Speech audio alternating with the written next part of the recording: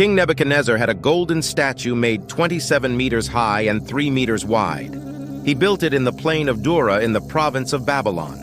Then he summoned the leaders of the regions, the leaders of the armies, the governors of the provinces, the counselors, the treasurers, the judges, the magistrates, and other leaders of the kingdom for the dedication of the said statue.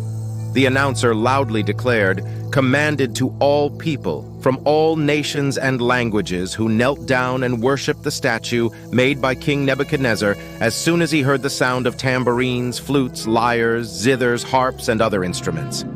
Anyone who disobeys this order will immediately be thrown into the fiery furnace." When the people heard the sound of the instruments, they immediately knelt down and worshipped the golden statue that King Nebuchadnezzar had made. King Nebuchadnezzar was angry when he heard this, and he sent for the 3 men. He said, "Shadrach, Meshach, and Abednego, do you really not serve my gods or worship the golden image that I made?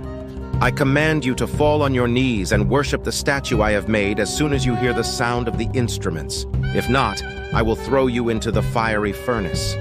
Do you think there is a God who can save you from my power? Oh, if that's what you want.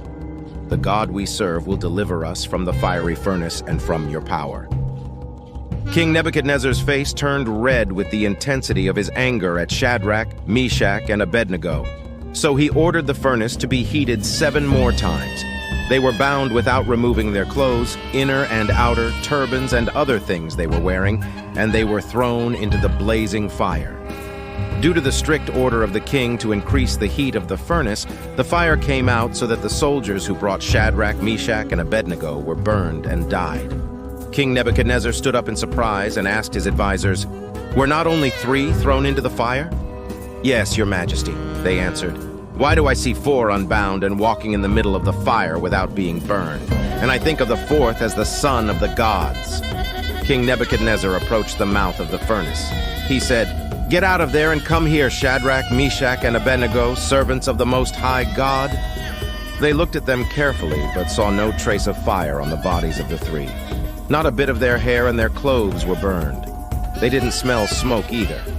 Because of this, the king said, "Praise the God of Shadrach, Meshach, and Abednego. He sent his angel to save these servants of his who fully believed in him.